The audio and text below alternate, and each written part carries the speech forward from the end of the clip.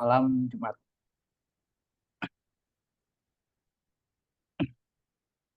Nah, untuk diskusi ke-59 Temu Sejarah ini, kita akan diskusi tentang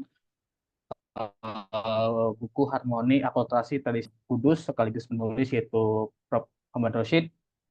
Nah, sebelumnya sebagaimana kita ketahui Indonesia adalah negara dengan keberagaman yang sangat luar biasa, termasuk dalam dinamika keislaman, kelompok Sunni dan Syiah. Dua tradisi besar dalam Islam memiliki sejarah yang sangat panjang dalam interaksi dan adaptasi di berbagai belahan dunia, termasuk di negeri kita, Indonesia ini. Buku ini mungkin akan mengajak kita untuk melihat bagaimana akulturasi yang terjadi tidak hanya sebatas aspek teologis, tetapi juga dalam tradisi sosial, budaya, bahkan politik di dalamnya. Melalui diskusi ini, kita akan menggali lebih dalam berbagai aspek yang dibahas dalam buku ini, mulai dari latar belakang sejarah, praktik keagamaan, yang menunjukkan perpaduan nilai-nilai Sunni dan Syi'i, hingga tantangan serta peluang dan dalam menjaga harmoni keberagaman di Indonesia.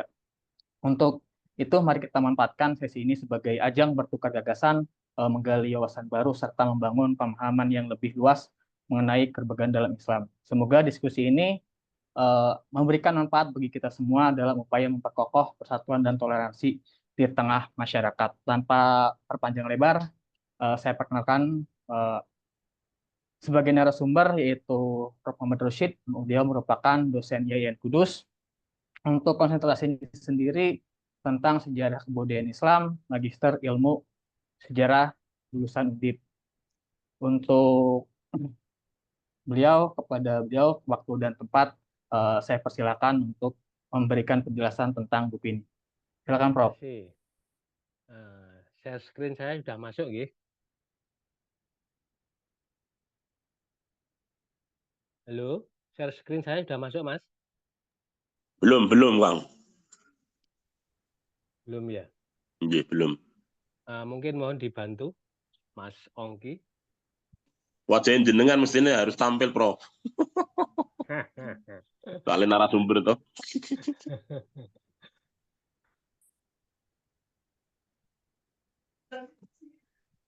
Mungkin Nah, itu dibantu, Prof. Mas Ongki. Biar tambah cakep. Biar kelihatan muda. Iya, siap. Oke, Bapak Ibu yang saya hormati, Assalamualaikum warahmatullahi wabarakatuh. Waalaikumsalam. Waalaikumsalam warahmatullahi wabarakatuh. Terima kasih Mbak Tiwi, Mas Ongki, dan semua yang berkenan hadir dalam forum ilmiah ini. Mohon izin, saya ingin membagi informasi hasil riset saya di 2024 lalu tentang Sunni Syiah, khususnya Syiah Isna Asy'ariyah. Kemudian Sunni dalam hal ini adalah Nahdliyin yang harmoni sesuai harapan kita bersama tentunya. Apa yang menarik tentang Syiah, apa yang menarik tentang Sunni, nah, ini yang menjadi topik kajian saya. Slide ketiga, Mas, meloncat ketiga, Mas.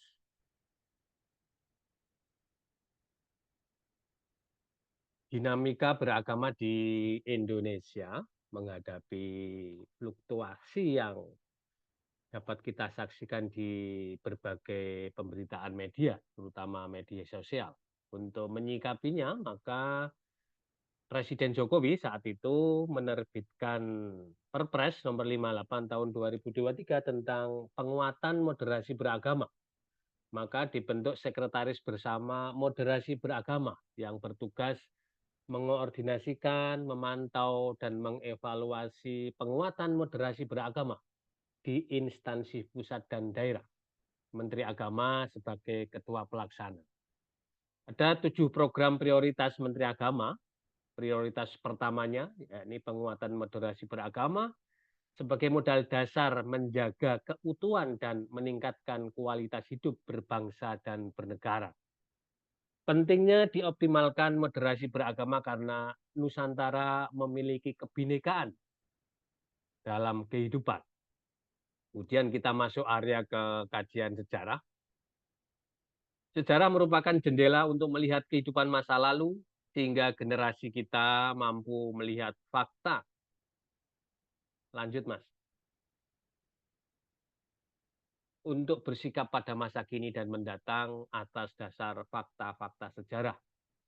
Kehidupan Nabi Muhammad sebagai sentral kajian keislaman karena ucapan, tindakan, dan persetujuannya sebagai sumber hukum Islam yang kita kenal namanya hadis.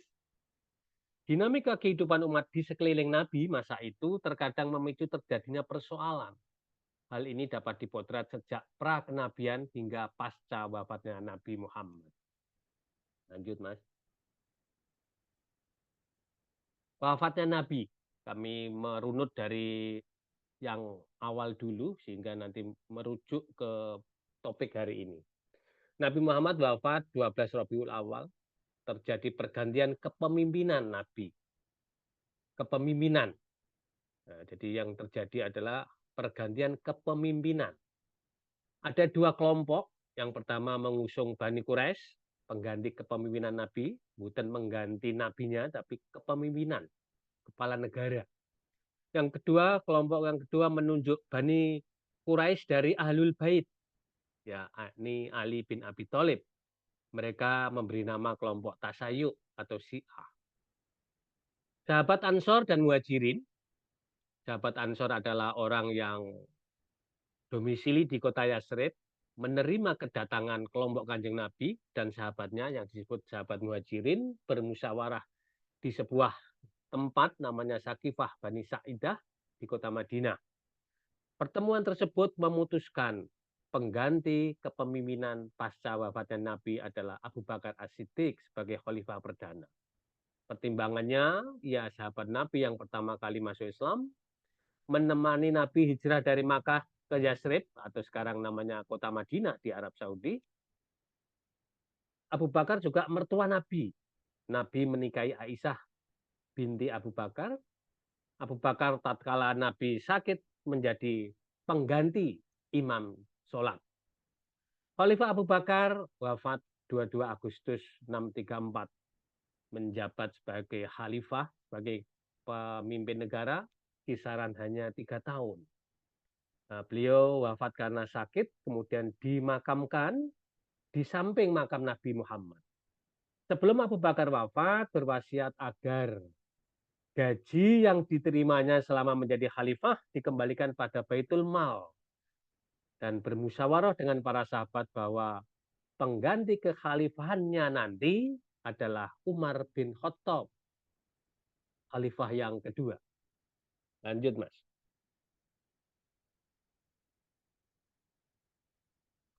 Slide lanjut.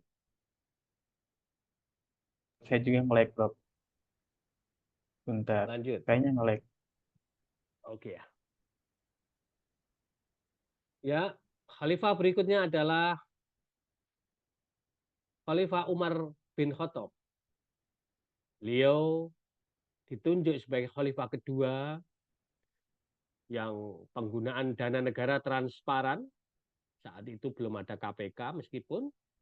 Kemudian beliau melakukan ekspansi wilayah Islam di Persia, sekarang namanya Iran, Syam, Mesir, Afrika Utara, Armenia, dan pembebasan Baitul Maqdis atau Palestina. Diduga imbasnya terjadi konspirasi antara Yahudi dengan penguasa Persia, maka terbunuhlah Umar tatkala menjadi mengimami sholat subuh. Pra Umar wafat, beliau bermusyawarah.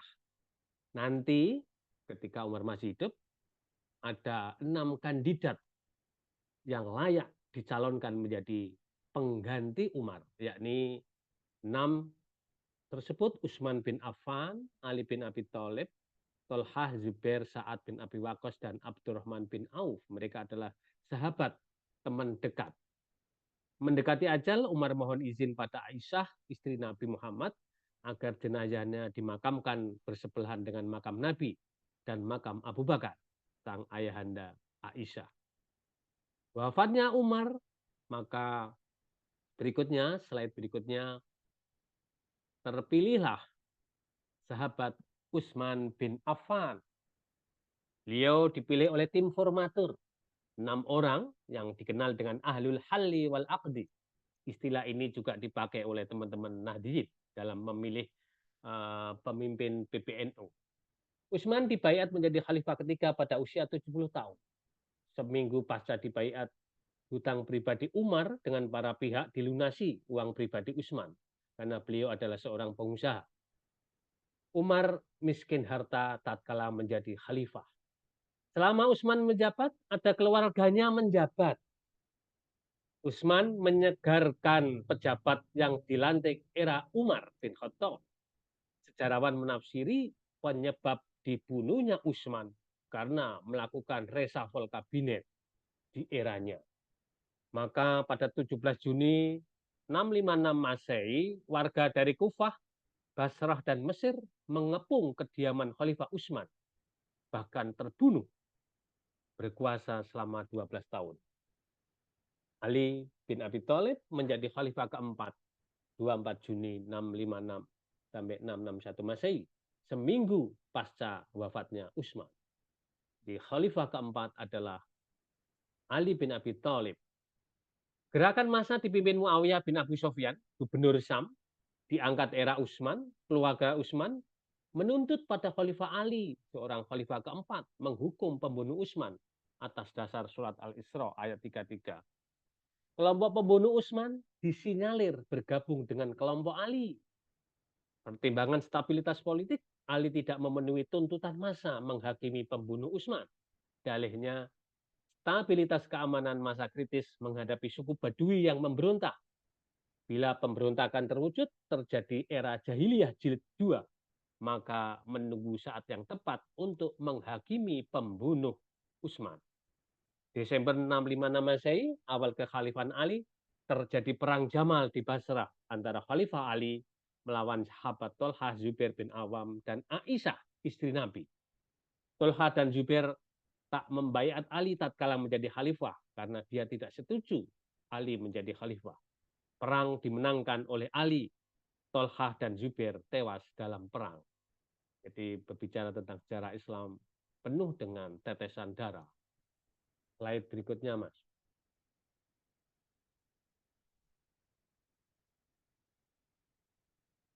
Khalifah Ali dalam dilema, merespon hasil tahkim.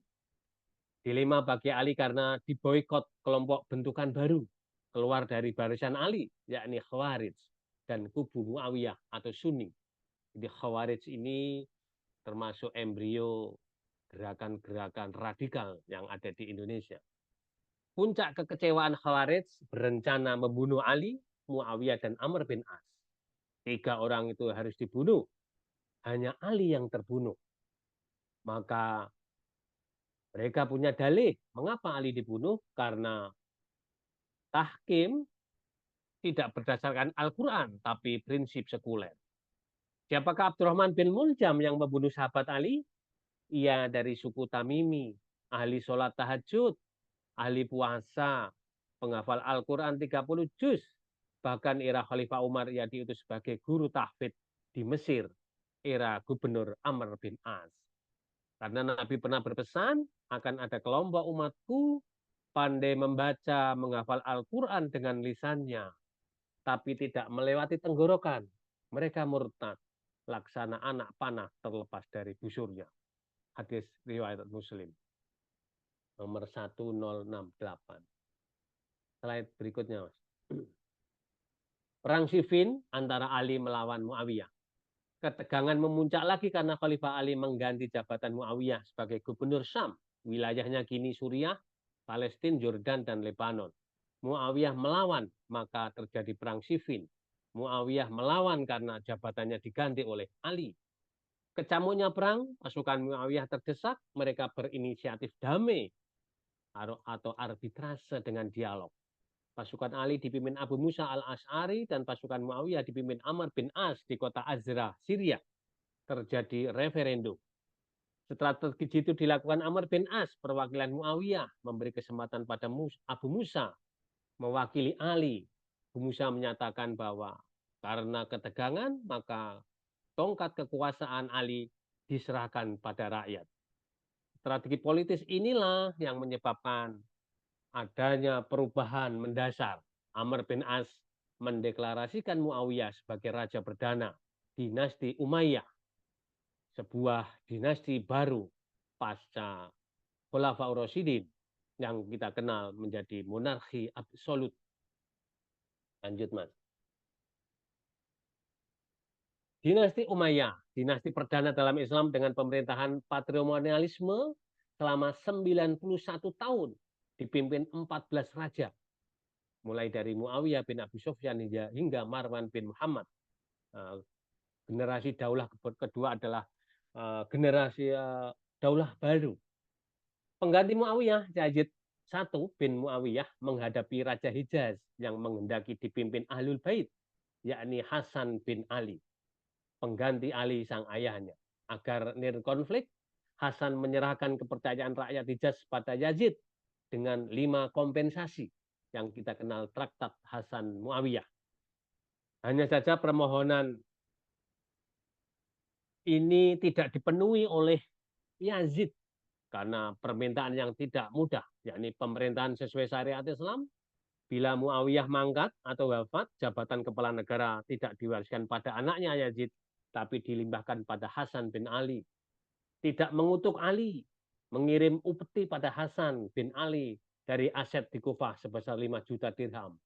Dan tiap tahun memberi upeti 1 juta dirham pada ahli waris yang terbunuh di Karbala. Tercipta rasa aman bagi tiap ras. Kompensasi ini memberatkan Yazid.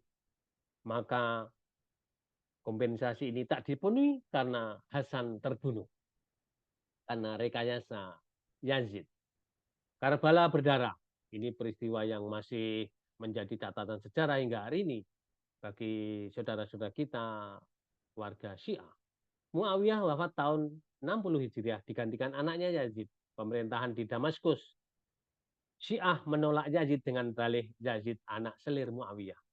Warga Syiah di Madinah dipimpin Husain bin Ali dan Abdullah bin Zubair menolak pemerintahan Yazid, yakni dinasti Muawiyah. Maka Husain bin Ali dari Madinah pindah ke Makkah dan diangkat warga Syiah sebagai khalifah di Makkah.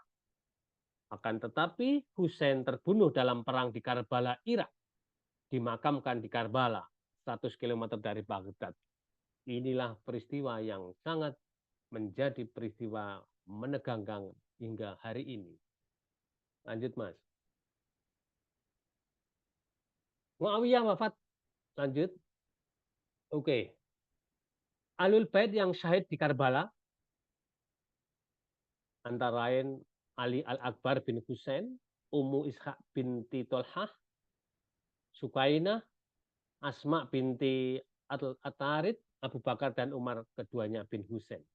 Ahlul Bait yang selamat dalam tragedi Karbala, yakni Ali Zainal Abidin As-Sajjad bin Husain, yang menjadi salah satu imam Syiah Ja'fari atau Syiah Isna Asy'ariyah, yang keturunannya berdiaspora dari Irak ke Hadramaut Yaman, yang selanjutnya ada yang hijrah ke Aceh.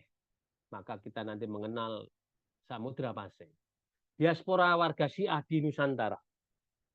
Tahun 790 Masehi, kapal dari Teluk Kambai, Gujarat berlabuh di Bandar Perla dengan 100 juru dakwah dari dinasti Abbasiyah. Dinasti ini adalah dinasti pasca dinasti Umayyah. Dipimpin Ali bin Muhammad Ja'far Siddiq, Muslim Syiah Ahlul Bait. Kedatangan ke Aceh karena dikalahkan oleh pasukan Khalifah Al-Ma'mun. Sebagai sanksi atas kekalahannya, mereka harus berdakwah dan singgah di Perla, Aceh Timur. Perla adalah kerajaan Islam pertama sebelum ada Samudra Pasai. Ali bin Muhammad menikah dengan pembesar Perla, dikarunia anak yang bernama Sayyid Maulana Abdul Aziz Shah. Pada 1 Muharram 225 Hijriah, Syed Maulana mendirikan kerajaan Perla, Kesultanan Syiah perdana di Aceh Timur. Ia bergelar Sultan Alauddin Shah, Syed Maulana Abdul Aziz Shah. Hadirnya komunitas Syiah pun seiring dengan Islamisasi di Aceh oleh pedagang dari Gujarat, India, Persia, Iran, dan Timur Tengah lainnya. Lanjut, Mas. Ba'alawi berdiaspora di Nusantara. 2 kelompok berdiaspora Ahlul Bait, yakni Sayyid dan Syarif, Sayyid garis keturunan Husain bin Ali berhijrah ke Afrika Utara dan Asia Barat, di antaranya adalah negara Maroko. Syarif keturunan Hasan bin Ali berhijrah ke Gujarat, India dan Nusantara via jalur maritim untuk berdagang dan berdakwah. Pada akhir abad pertama Hijriah, di Aceh berkembang mazhab Syiah. Ahmad bin Isa bin Husain al-Muhajir dari Basrah, Irak, singgah di kota Tarim, wilayah Hadramaut, negara Yaman kini. Ahmad bin Isa melahirkan generasi di rantau atau Hadramaut, yakni Ali, Husain, Muhammad, dan Ubaidillah. Ubaidillah memiliki keturunan Alawi, Jadid, dan Basri. Generasi Alawi inilah disebut Alawiyin atau Ba'alawi. Keturunan Alawi hingga di Nusantara kini adalah diantaranya adalah Ubaidillah dan lain-lain. Lanjut. Konflik Syiah Sunni di Aceh. Era Sultan Alauddin Syed Muhammad Maulana Abbas Shah, aliran Sunni masuk Perla. Tahun 363 Sultan Alauddin wafat, dilanjutkan oleh Sultan Alauddin Syed Ali Moghoyad Shah. Sunni Syiah terjadi konflik, dimenangkan Sunni. Kesultanan dipilah menjadi dua, Perla pesisir Aceh dipimpin oleh Syiah, yakni Sultan Alauddin Syed Maulana Shah, dan Perla pedalaman dipimpin oleh komunitas Sunni, yakni Sultan Makdum Alauddin Malik Ibrahim Shah Jahan Berdaulat.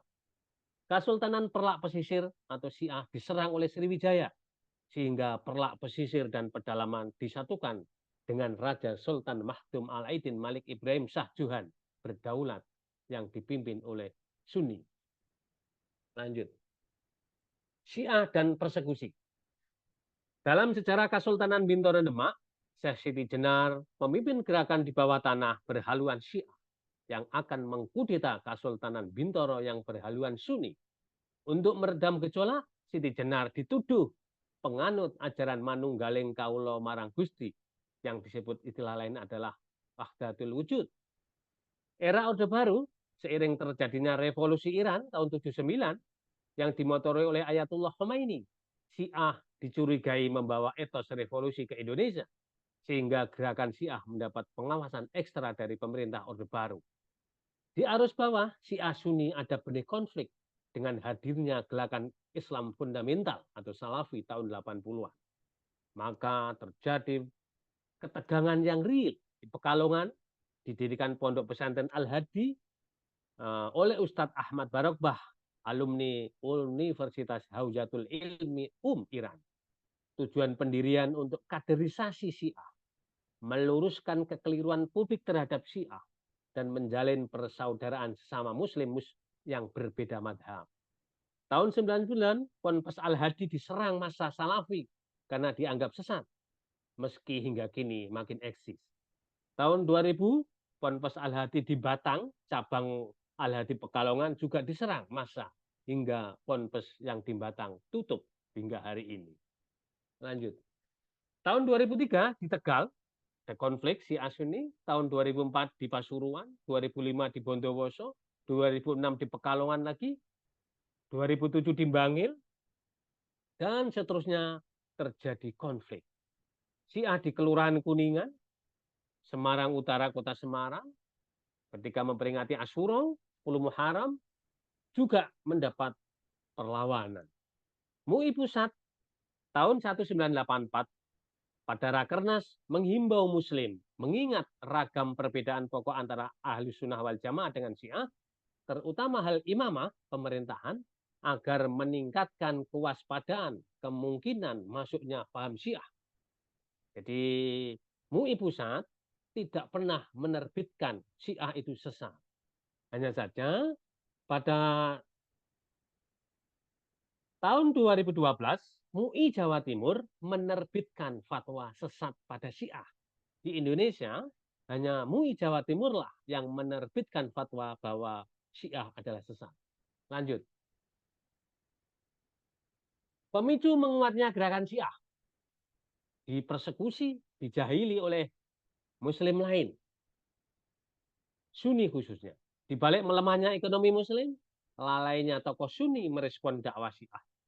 Kesungguhan Syiah menyebarluaskan ajarannya. Tokoh Syiah tidak menampakkan diri sebagai Syiah, Dia menyebut taqiyah sehingga Muslim Sunni tidak dapat membedakan antara tokoh Syiah dengan non-Syiah. Model gerakan Syiah adalah gerakan intelektual dengan pemikiran yang bebas dan kritis. Gerakan spiritual, kegiatan keagamaan, gerakan ideologis, dan terinspirasi atas gerakan revolusi Islam Iran tahun 79. Mengintegrasikan bekerja sama dengan penguasa. Misalnya almarhum Jalaluddin Rahmat menjadi anggota DPR RI dari FPDIP 2015-2019. Syiah hidupnya membaur dengan Sunni, tidak eksklusif, bahkan perkawinan dengan Sunni. Secara sosiologis, pergulatan di bidang pendidikan, kaderisasi sosial agama dan budaya, dan politik. Yang menarik lagi adalah terjadi akulturasi budaya. Kemudian mampu mengeksiskan organisasi Syiah, Ahlul Bait Indonesia dan Ikatan Jamaah Ahlul Bait Indonesia, IJABI. Lanjut.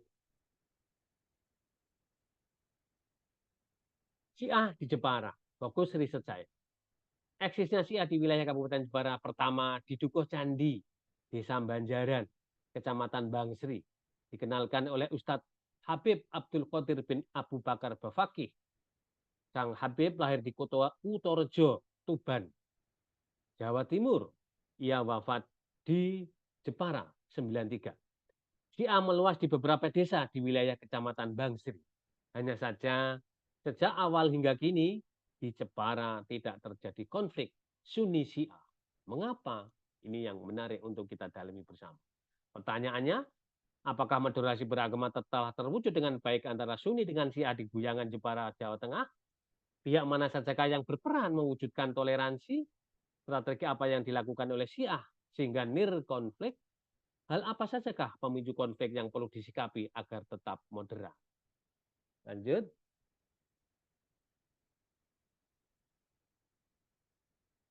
Oke, riset ini saya menggunakan metode penelitian sejarah lewat 4 tahapan, khususnya di Desa Guyangan Bangsri tahun 2024 lalu. Lanjut, Mas. Lanjut saja. Oke, kenyamanan Syiah Sunni di Jepara. Moderasi beragama terwujud baik antara Sunni dengan Syiah. Sunni di sini adalah Nahdliyin di Desa Guyangan Bangsri Jepara. Indikatornya adalah tidak terjadi konflik tertutup atau terbuka. Perbedaan akidah dan tata ibadah tidak menjadi bahan perbincangan karena sudah lama masing-masing menyadari perbedaan. Mereka masing-masing sudah dewasa menyikapi perbedaan. Pihak yang berperan mewujudkan toleransi Sunni dengan Syiah adalah kedua tokoh dan umatnya, pemerintah desa, lembaga tingkat kabupaten Jepara, ada forum komunikasi umat beragama, ada MUI, ada pengurus cabang NU Jepara, menjadi pengayom. Ini perlu dicontoh oleh lembaga wilayah lain, pimpinan hingga arus bawah menyadari perbedaan sehingga tidak muncul konflik, baik konflik terbuka maupun konflik tertutup. Yang menarik lagi adalah teman-teman Syiah di Jepara tidak eksklusif, tidak menutup diri. Dia mengaku sebagai Syiah sehingga tidak muncul kecurigaan. Strategi warga Syiah sehingga konflik dalam kehidupan membaur secara alami dengan NU. Bekerja sama dalam ibadah kurban, kalau sholat jamaah di masjid musolanya masing-masing. Saling mengundang dan menghadiri dalam kegiatan sosial budaya. Tidak terjadi persaingan hal sumber ekonomi. Jadi dengan kebudayaan mereka mampu dieratkan. Adanya kesamaan kebudayaan dalam tradisi keislaman Sunni Syiah sebagai tonggak utama mengapa di antara mereka akrab, tidak terjadi konflik. Lanjut, Mas. Perekat harmoni, kesamaan tradisi keislaman, misalnya ada perjanjian, ada ziarah kubur, ada selamatan pasca kematian yang saling mengundang kedua kelompok, ada hari ke-7, 40, 100, 1000, atau tahunan, atau hol. Pemakamannya membaur. Syiah sebagai minoritas tidak eksklusif, tidak takiyah, tapi membaur. Keduanya memuliakan ahlul bait, keluarga Nabi. Yang keempat, Syiah tidak terdeteksi mengajak Sunni menjadi komunitasnya, meski teman-teman Syiah memfasilitasi pendidikan taman pendidikan Al-Quran dan anak warga Sunni menjadi santri dan ustadz. Dia memfasilitasi tanpa berupaya mengajak. 10 Dzulhijjah melaksanakan ibadah kurban bersama antara Sunni dan Syiah tanpa ada sekat. Kedua tokoh mampu menetralisasi perbedaan. Inilah kunci pokok bila ingin moderasi antara Sunni Syiah terwujud, perlu belajar dari Jepara. Lanjut. Memicu konflik yang perlu disikapi agar tetap moderat. Tugas kita bersama senantiasa dewasa. Bagi Sunni, bila menerima info minir, provokatif, hal Syiah dari media apapun, terutama media sosial, yang selalu mendiskreditkan Syiah. Misalnya, Syiah tidak menghormati Khalifah Abu Bakar, Umar, dan Utsman. Misalnya ini selalu digoreng di media sosial. Kemudian peringatan Karbala dengan cara bombastis, itu semua tidak benar. Ini tidak terjadi di Jepara, tidak terjadi di Indonesia, hanya di dokumen YouTube saja. Maka kita jangan sampai mudah terprovokasi bahwa berita-berita yang sengaja mengadu domba sesama Muslim atau antar umat beragama, mari kita mendewasakan diri. Ritual khusus dalam Syiah, misalnya 10 Asyura, memperingati Karbala, tragedi Karbala, kemudian doa Arba'in, doa Kumail, dan lain-lain yang khas Syiah, warga Sunni menjaga jarak. Karena kita sadar ada perbedaan tradisi, tapi ketika ada hal yang sama, keduanya menyatu. Ketika ada perbedaan ritual, saling menjaga jarak, dan tidak saling mendiskreditkan, tidak saling mengolok-olok. Ini tugas kita bersama. Lanjut, Mas. Mungkin masih ada. Sudah habis. Terima Sudah habis, kasih. Prof. Ya, ya. Terima kasih, Mas. Monggo. Ya.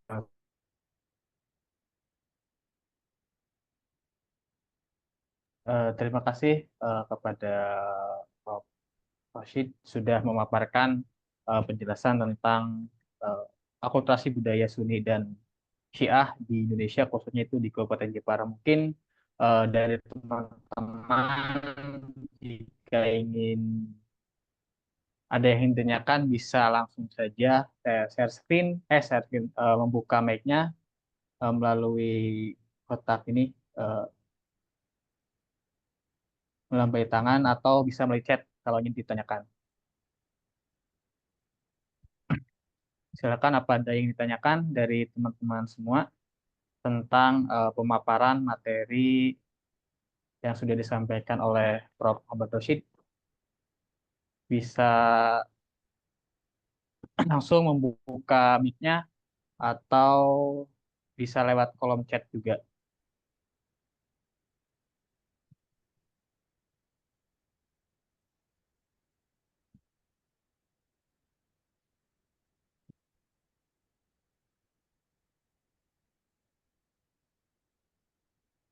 Silahkan ke Kak Dandi N. Yasin, bisa langsung buka saja Ya, mikrofonnya. Ya. terima kasih sebelumnya. Assalamualaikum warahmatullahi wabarakatuh. Perkenalkan, saya Dandi. Di sini saya ingin bertanya mengenai eh, yang pertama, saya mau mengucapkan terima kasih ya kepada Prof. Rashid untuk materi yang sangat bagus sekali. Yang kemudian untuk pertanyaannya, kalau pergerakan, bukan pergerakan ini tepatnya, kalau eksistensi Syiah di Indonesia itu eh, digerakkan melalui gerakan intelektual gitu.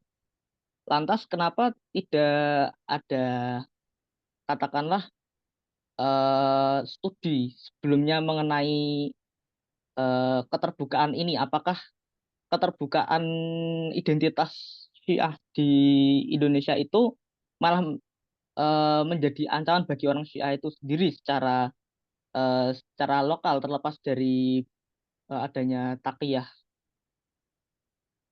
Terima kasih. Silakan Prof, bisa langsung dijawab pertanyaannya.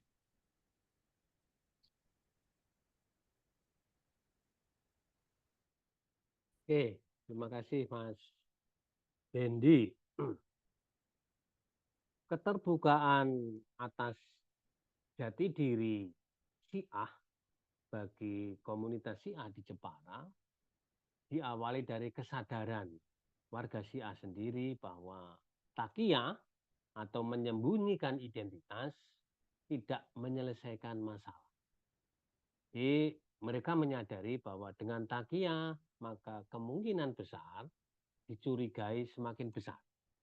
Maka teman-teman di Jepara dengan fair dia menunjukkan dirinya sebagai orang Syiah. Dan dia yakin bahwa keberadaan sebagai orang Syiah tidak akan diganggu sebagai sebuah konsekuensi keterbukaan. Selama ini kalau dia berprinsip takiyah, menyembunyikan identitas, maka kecurigaan semakin menjadi. Nah, itulah prinsip teman-teman Syiah. Hal ini dipicu oleh adanya fakta bahwa tokoh-tokoh Nahdliyin cara berpikirnya sangat luas, tidak fanatis. Inilah yang menjadi modal dasar. Bagaimana saya katakan tadi, Ketua FKUB, Forum Komunikasi Umat Beragama itu juga menghadiri jika ada undangan dari teman-teman Syiah dalam tradisi khasnya. Pengurus cabang NU Kabupaten Jepara juga mengirim banser bila ada acara khas Syiah. Tidak bedanya Bupati Jepara masa itu menghadiri undangan yang dikirim oleh teman-teman Syiah. Jadi pimpinan tinggi ormas Islam, kemudian forum kerukunan umat beragama, bupati, memberi respon positif. Arus bawah juga menerima realita. Jadi kedewasaan mulai dari pimpinan sampai bawahan inilah perlu dijadikan contoh oleh wilayah lain yang sering terjadi konflik antara Sunni dan Syiah. Itu kira-kira Mas Ongki.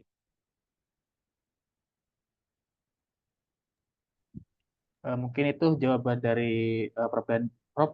Apakah ingin tanyakan kembali Kak Dandi? Apakah sudah cukup? Iya, mengenai kenapa tidak didiskusikan terlebih dahulu oleh jaringan Syiah di Indonesia, kenapa tidak disebarluaskan begini? Apakah karena di daerah lain itu kasus lokalnya berbeda-beda? Demikian yang mungkin belum terjawab, Profesor. Oh ya, ya. Di daerah lain seperti di Sumeneb, kemudian tadi di Pekalongan, di Semarang, saat itu terjadi ketegangan karena memang karakter sosial masyarakat berbeda dengan Jepara.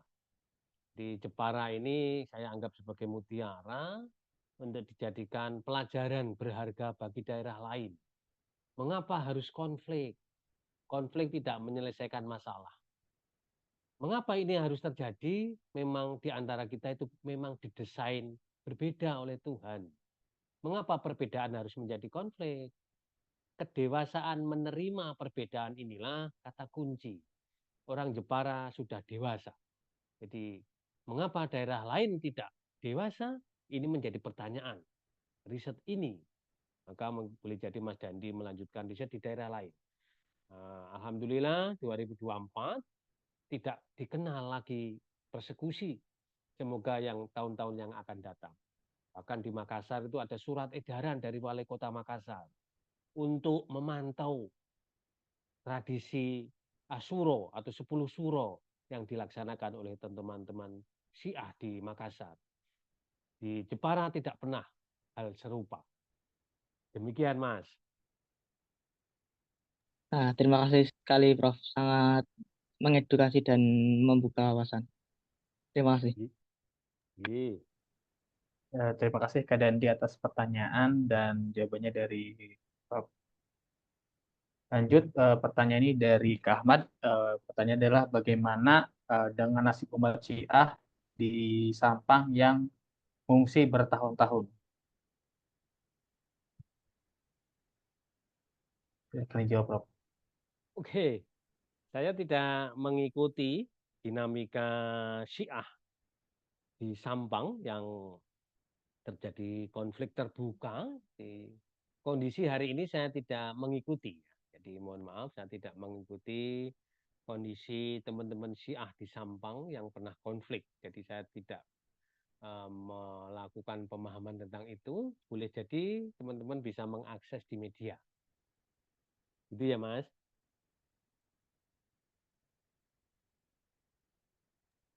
Itu untuk Kak Ahmad jawabannya. Apakah ada tanggapan lagi untuk Kak Ahmad? Apakah ada pertanyaan lainnya dari teman-teman lainnya? Jika ada pertanyaan bisa langsung send atau mengetikkan pertanyaan di kolom komentar.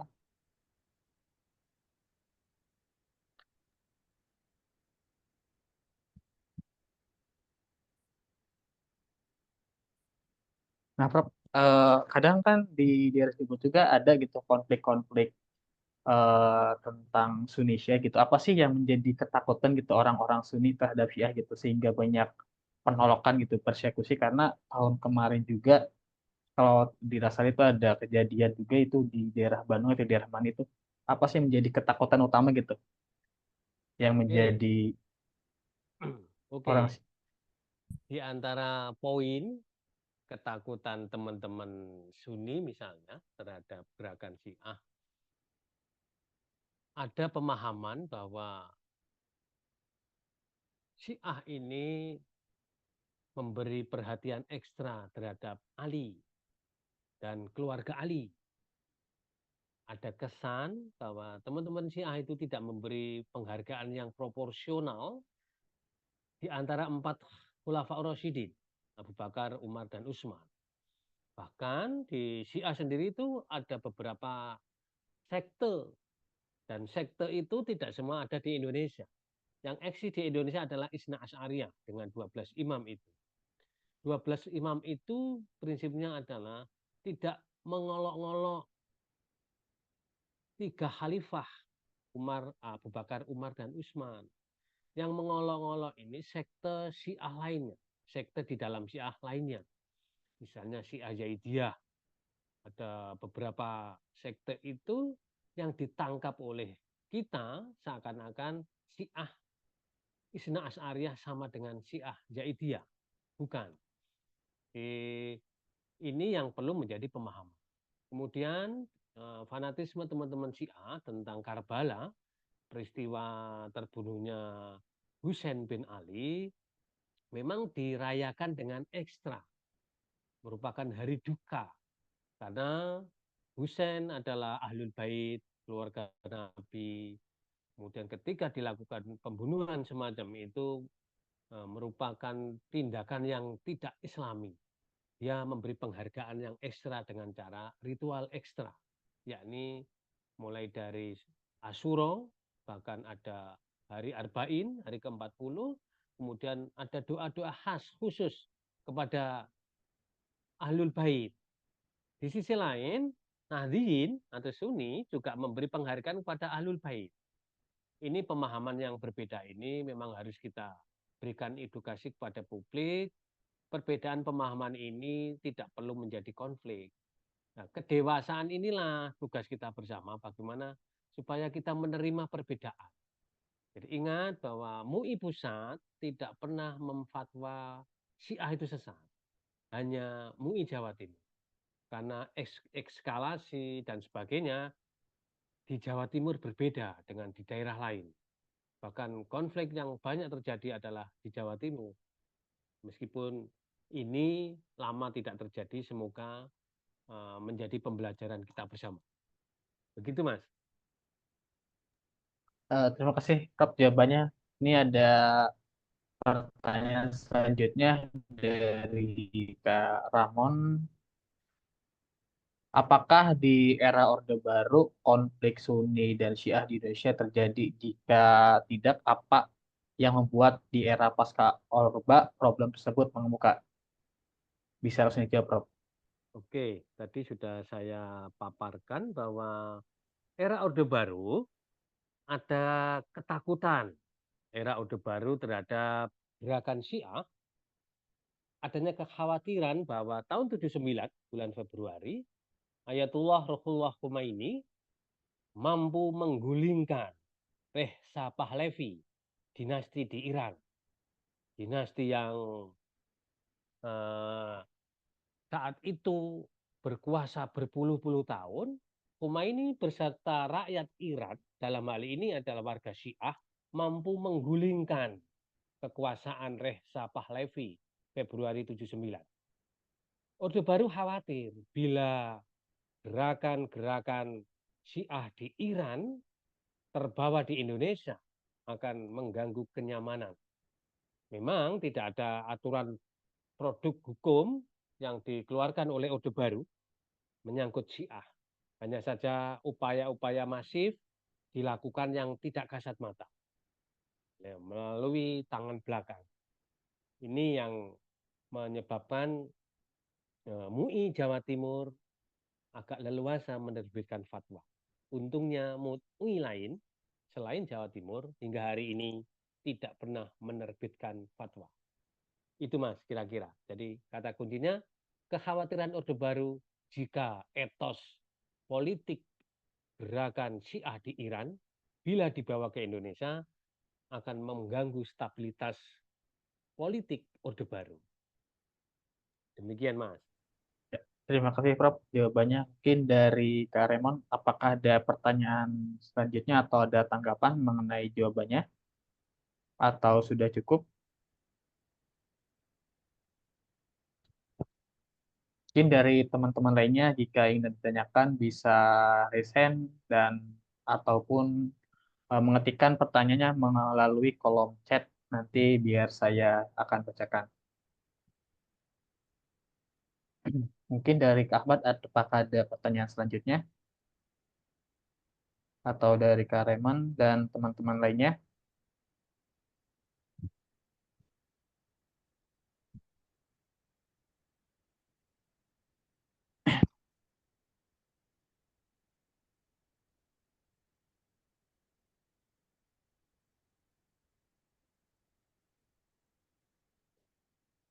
Nah, Prof, mungkin dalam konteks konflik gitu, Prof, Sunni dan Syiah, bagaimana sih harusnya gitu pemerintah menangani gitu konflik-konflik eh, antar agama gitu, khususnya itu Sunni dan Syiah gitu, karena kan sama-sama Islam, tapi kadang pemerintah juga mungkin bingung atau gimana ya sampai sampai tahun sekarang gitu masih terjadi gitu konflik di beberapa daerah gitu meskipun nggak sering banget gitu tapi setiap tahun kadang ada pemberitaan tentang persekusi teman-teman umat Islam Syiah gitu oleh yang lainnya gitu. Oke, tadi saya sudah sampaikan di latar belakang materi ini bahwa pemerintah telah sigap dengan menerbitkan Perpres nomor 58 tahun 2003 tentang penguatan moderasi beragama. Program ini harus dikawal agar Perpres tidak sekedar produk hukum. Karena apa? Bagi minoritas, kadang-kadang diperlakukan hal negatif oleh mayoritas dia. Maka negara harus hadir. Presiden Prabowo, Pak Pres Gibran pun dalam visinya kita kenal namanya Bersama Indonesia Maju Menuju Indonesia Emas 2045. Kita kenal asta citanya. Visi yang ke-8 adalah memperkuat penyelarasan kehidupan yang harmonis dengan lingkungan, dengan alam, dan budaya, serta peningkatan toleransi antar umat beragama untuk mencapai masyarakat yang adil dan makmur. Maka asta cita Presiden Prabowo yang ke-8 ini harus dikawal, baik oleh pemerintah pusat, pemerintah daerah, ormas, dan warga. Ini sebagai obsesi Presiden Prabowo, mari kita kawal bersama, yakni asta cita yang ke-8. yakni mewujudkan harmoni antar umat beragama. Pemerintah harus mengawal, kita semua harus mengawal. Jangan sampai terjadi konflik yang dilakukan oleh mayoritas dengan kesewenang-wenangannya terhadap minoritas. Karena semua berhak hidup di Indonesia. Jadi mari kita melihat bahwa banyak pahlawan nasional dari ragam umat beragama. Ingat, Indonesia ini merdeka bukan karena orang Jawa saja. Banyak pahlawan nasional dari luar Jawa. Banyak pahlawan nasional dari ragam umat beragama. Nah, inilah yang perlu kita edukasi terus-menerus, tidak jenuh-jenuhnya. Biarlah negara Indonesia itu Bhinneka Tunggal Ika. Biarlah ragam agama, suku, tradisi, dan lainnya. Keragaman itu sebagai bukti bahwa Tuhan menganugerahi keragaman, di sisi lain menguji kita, dewasakah menerima keragaman. Itu Mas. Terima kasih jawabannya, Prof. Ini ada pertanyaan selanjutnya dari Kak Dendi. Silakan Kak Dendi buka mic-nya aja untuk bertanya. Ya, ya. Izin tanduk, Prof. Monggo. Untuk apa ya? Mengingat konteks tahun 1980-an ketika Orde Baru memberikan perhatian khusus pada aliran Syiah dan bahkan kepada umat Muslim secara umum, sehingga terjadi peristiwa Tanjung Priok yang sangat-sangat kelam. Menurut siapa itu? McGregor, eh, dalam ketika sejarah berseragam itu eh, perlu diingat juga bahwa gerakan Syiah di Iran itu kan terjadi ketika ada ketidakadilan, ada ketidakseimbangan politis di negara Iran pada saat itu, bahkan sampai ke ranah ke apa akar rumput pun juga bergejolak karena hal tersebut. Pertanyaan saya, dengan kondisi Indonesia yang sekarang ini, umat Syiah di Indonesia mungkin bisa digambarkan pada umumnya atau pada khususnya di Jepara ini dengan kasus yang di desa apa tadi itu, eh, menanggapi adanya gejolak di perpolitikan Indonesia atau bahkan di perekonomian gitu, Prof. Oke. Fakta kaum Syiah di Jepara sebagai kunci penyebab mengapa harmoni, yang paling penting dipahami adalah kedua-duanya mentradisikan ritual yang serupa. Jadi misalnya tadi ziarah kubur menjelang 1 Ramadan bersama-sama, pemakamannya membaur. Kemudian di perkampungan antara Sunni dan Syiah, keduanya saling mengundang acara-acara yang menyangkut tradisi keagamaan. Mereka saling hadir, ziarah kubur bersama-sama, takziah bersama-sama, tidak ada sekat. Kemudian yang lebih menarik lagi, tidak kita jumpai rebutan kue pembangunan. Jadi umat Syiah misalnya tidak ikut pilkades, sehingga menyebabkan segregasi sosial karena menang dan kalah misalnya. Kemudian umat Syiah juga ketika ada yang menjadi perangkat desa, perilakunya tidak melanggar aturan. Maka sikap-sikap yang bijaksana ini tidak melecut menjadi persoalan dua sekte yang berbeda. Kemudian yang ketiga, tadi saya sudah sampaikan, teman-teman Syiah itu mendirikan lembaga pendidikan non-formal, Taman Pendidikan Al-Quran dan Madrasah Diniyah. Gratis. Santri dan gurunya ada yang dari Nahdliyin. Si guru menyadari bahwa meskipun teman-teman Syiah itu mendirikan Madrasah Diniyah, Taman Pendidikan Al-Quran, tidak pernah memberi doktrin agar Sunni menjadi Syiah. Jadi kedewasaan warga Syiah, kedewasaan warga Nahdliyin ini juga menjadi penyebab mengapa tidak terjadi konflik. Andai kata warga Syiah mendirikan madrasah diniyah, kemudian merekrut guru dari Nahdliyin, kemudian merekrut santri dari Nahdliyin, diajak menjadi Syiah, tentu akan berbeda yang terjadi. Kemudian tadi saya perkuat dengan fakta, ketika ibadah kurban 10 Dzulhijjah, patungan membeli kambing, dipotong bersama-sama, dibagi bersama-sama, dikonsumsi bersama-sama. Tidak ada sekat.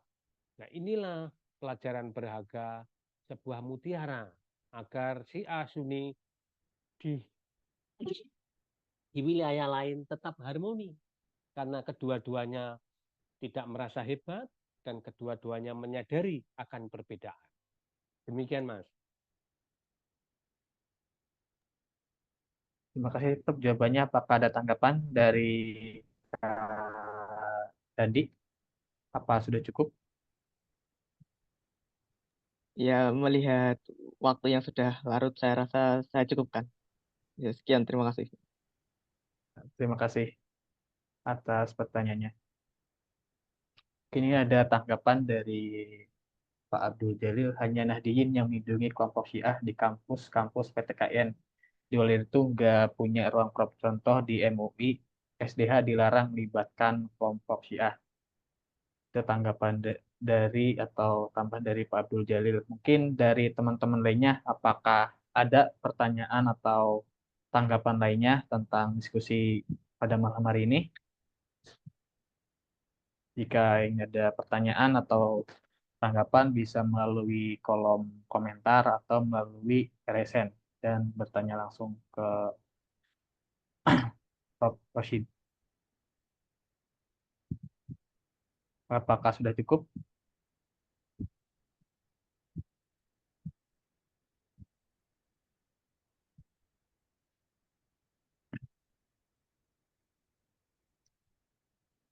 Mungkin sedikit itu pertanyaan terakhir mungkin dari saya, Prof. Bagaimana sih, Prof, di dalam era digital gitu kali ini sebagai generasi muda apa sih peran-peran gitu generasi muda di era digital gitu dalam mempromosikan atau eh, menyebarluaskan gitu bagaimana cara saling menghargai gitu keberagaman di antara umat-umat beragama khususnya gitu dalam Islam juga masih ada berbanyak perbedaan, masih ada juga konflik-konflik di dalam umat Islam juga. Nah, bagaimana sih dalam menanggapi gitu dan mempromosikan supaya tidak terjadi gitu ke depannya gitu konflik-konflik tersebut gitu. Oke, untuk mengantisipasi agar konflik tidak terjadi lagi antar umat beragama atau sesama agama beda aliran atau sekte atau paham di era digital, maka upaya yang harus kita lakukan bersama adalah pertama, masing-masing bermodalkan kedewasaan menyikapi perbedaan. Bahwa memang kita itu didesain oleh Tuhan berbeda. Jangan sampai terjadi klaim sepihak yang menstigma, menuduh, mengklaim pihak lain sesat karena berbeda. Masing-masing punya argumen. Sebagai contoh demikian, kitab rujukan Nahdliyin atau Sunni berbeda dengan kitab rujukan yang dijadikan kajian teman-teman Syiah. Tentu hasilnya berbeda. Nah, misalnya hadis-hadis Syiah sendiri punya hadis sendiri. Sunni Nahdliyin punya kajian tentang hadis-hadis sendiri. Karena berbeda itulah, perbedaan kitab rujukan itulah tentu hasilnya berbeda. Misalnya tentang hadis Ghadir Qum yang dimaknai oleh teman-teman Syiah adalah deklarasi oleh Nabi atas diri Ali yang akan menjadi khalifah. Ini tentu berbeda pemahaman oleh teman-teman Sunni atas hadis Ghadir Qum.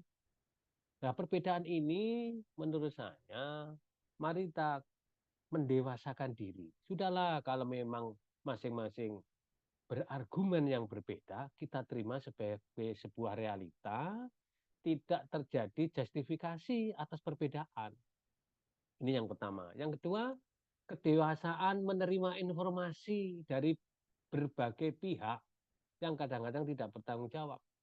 Misalnya kita masih bisa menyaksikan di YouTube 10 Asyura, Karbala itu kan didramatisasi, seakan-akan memukul-mukul tubuh diri karena ikut duka atas wafatnya Husain bin Ali di Karbala 61 Hijriah. Faktanya di Indonesia tidak kita jumpai.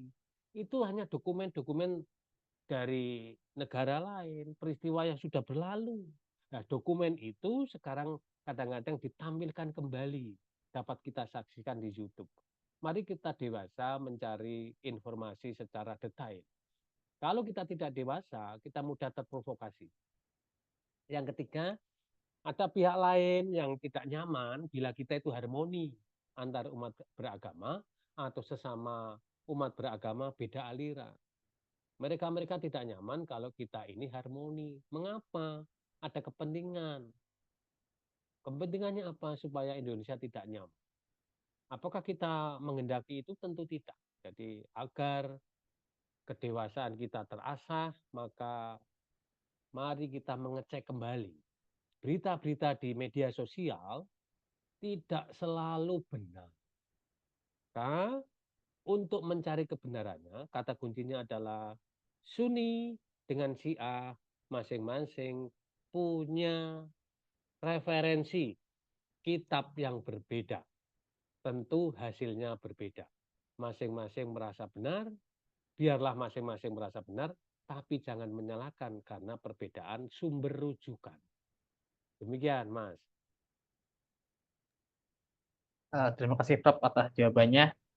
Ini ada tanggapan dari Pak Abdul Jalil di Kendari. Dahulu setiap tanggal 10 Muharram diperingati oleh Syiah di hotel tertentu, namun karena ada penyerangan kelompok tertentu secara brutal, maka pemerintah setempat tidak mengizinkan kembali karena khawatir chaos lagi.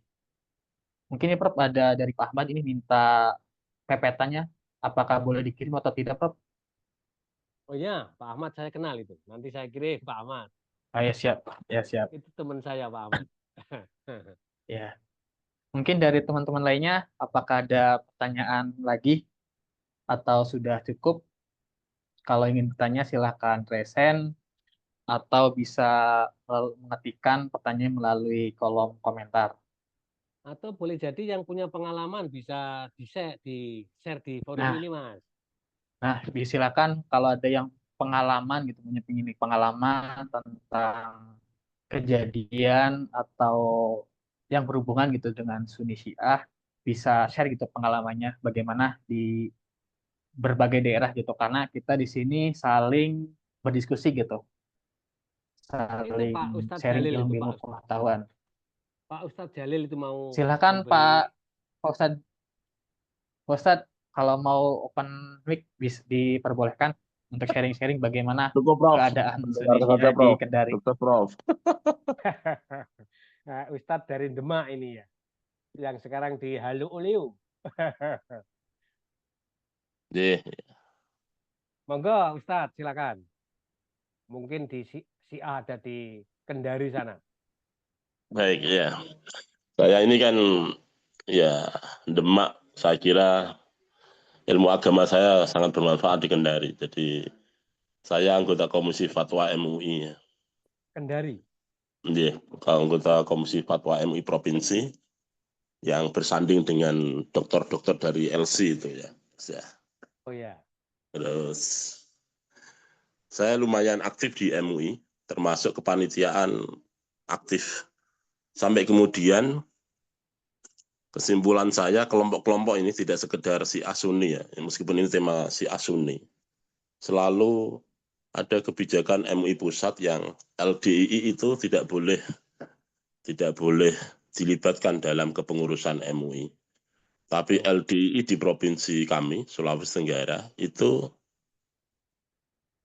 dimasukkan atau berpartner berpartner. Dengan alasan karena dia punya usaha percetakan dan selalu kerjasama dengan MUI, Sekretariatan MUI.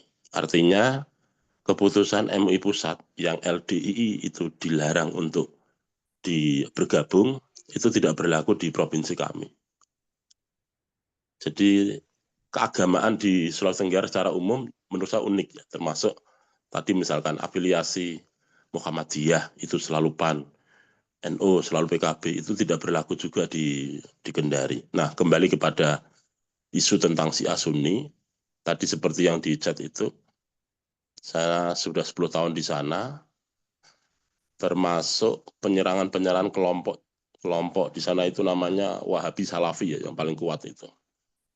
Jadi lagi-lagi NU Nahdliyin yang melindungi menurut saya. Wahabi Salafi itu selalu ekstrim, terutama ujaran kebencian. Ujaran kebencian itu selalu muncul di setiap akhir dakwah. Lagi-lagi yang diserang siapa? Syiah. Lupa saya, karena ini sudah pernah kami buat untuk proposal ujaran kebencian, tapi tidak lolos ya, Kemenak itu. Meskipun saya dosen umum, tapi basic saya santri. Jadi tidak lolos di situ. Ujaran kebencian selalu muncul sampai hari ini. Ada kalimat yang selalu menjadi pengantar sebelum ditutup itu. Selalu begitu. Ya. Mulai dari dakwah media raja itu radio apanya itu.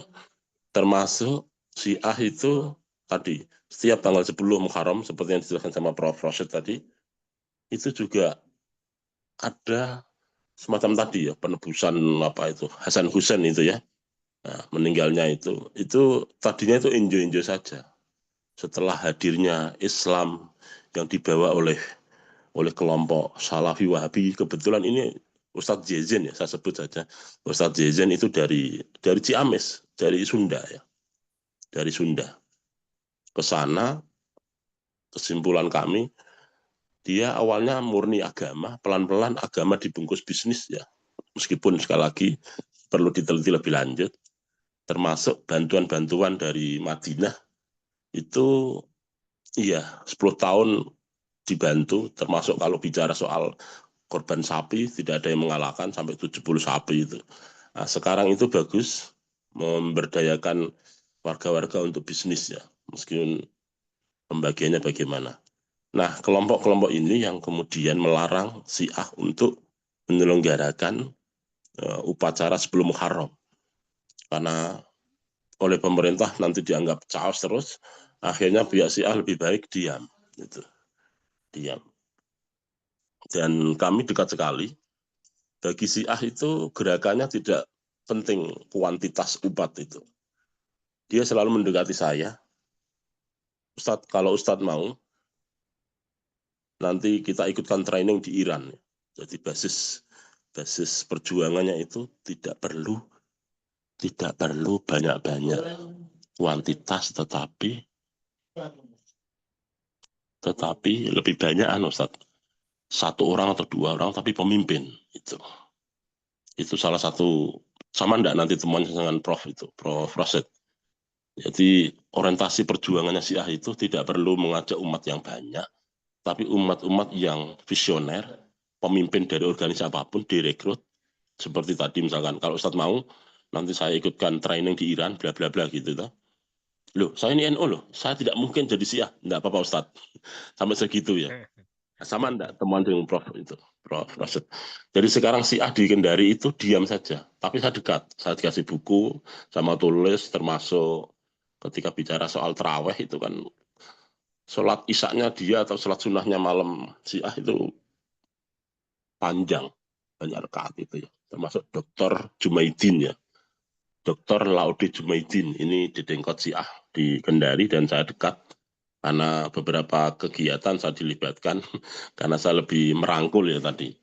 Ya, terlepas dari memang saya Nahdliyin, itu kira-kira potret Syiah di Kendari. Jadi hampir problemnya itu lebih ke Wahabi Salafi dengan Syiah. Syiah terlindungi karena NU.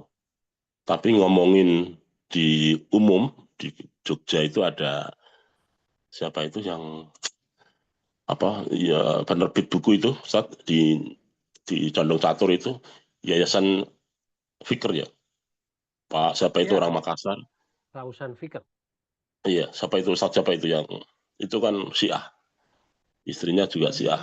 Tapi dia nyaman di UIN Sunan Kalijaga, terlindungi gara-gara aktif atau dekat dengan NU. Di luar itu tidak bisa menerima, tidak bisa harmoni, tidak bisa harmoni. Termasuk tadi di MUI juga tidak bisa. Kalau Syiah di MUI provinsi kami juga tidak ada ruang, tapi LDI ada. Tapi LDI di pusat tidak ada ruang. Karena waktu itu Profesor Amin Lubis, siapa itu mantan rektor UIN Syahid, pernah Amanah monef di, iya, ya Aminah siapa? Lubis. Aminah Lubis itu ya, yang pernah Ya, rektor UIN ya. Syahid, itu monef di MUI provinsi, dia berapi-api menyalahkan LDI, padahal dalam audien itu ada LDI yang di MUI provinsi direkrut sampai dia nangis itu, Prof. Mohon maaf Prof, kesalahan kami itu apa? Dia ngomong berapi-api menyalahkan, ternyata MUI provinsi Sultra tidak. Dia apa kami bisa merangkul LDI tapi Syiah enggak. Nah, ini unik keragaman keagamaan di Sultra begitu, Prof. Matur nuwun, Mas Ongki ya. Ya, terima kasih. Oke, sip, sip. Terima kasih eh, Pak Ustadz Abdul Jalil sudah sharing-sharing tentang keberagaman Sunni Syiah itu di berbagai daerah. Ini saya tambahkan, Mas Ongki, Silakan, Prof. supaya clear. Jadi memang dalam tata ibadah sholat antara Sunni Syiah itu ada perbedaan, dan perbedaan ini tidak wilayah rukun wajib. Misalnya, teman-teman Syiah jika sujud itu jidatnya di lantai tempat sujud itu diberi turbah namanya. Turbah itu semacam tanah liat yang dibentuk melingkar, ekspresi tanah dari Karbala. Jadi, ini kan tidak membatalkan sholat, tidak rukun sholat, jadi tidak perlu dipersoalkan. Jadi teman-teman Syiah ketika sujud menggunakan turbah, jidatnya diturbah, itu tidak perlu dipersoalkan. Ini yang pertama. Yang kedua, ketika berdiri sholat, teman-teman Syiah tidak bersedekap. Jadi bersedekap itu kan bukan rukun dan sunahnya sholat. Sehingga perbedaan ini tidak perlu dipersoalkan menurut saya. Karena bersedekap atau tidak, itu tidak termasuk rukun sholat. Kemudian di luar sholat ada teks adzan yang dibaca, yang dilantunkan teman-teman Syiah, itu ada perbedaan dengan teman-teman Sunni. Itu pun tidak perlu dipersoalkan. Karena menyebut Ali misalnya. Ini hal-hal yang dialami teman-teman Syiah, tidak semua teman-teman Sunni tahu. Kalau tahu menjadi konflik, mari kita edukasi. Ini bukan prinsip dalam beribadah. Teks bacaan azan berbeda, tidak perlu dipersoalkan. Ada kemudian mengakhiri sholat kan salam kanan. Teman-teman Syiah tidak salam ke kiri. Di dalam kitab fikih, salam ke kiri itu hanya sunnah, bukan rukun sholat. Maka menurut saya tidak perlu dipersoalkan. Itu Mas yang paling penting. Jadi biarlah itu berbeda, saling menghormati, masing-masing punya argumen. Nah, terus. Ya, terima kasih, Prof. Banyak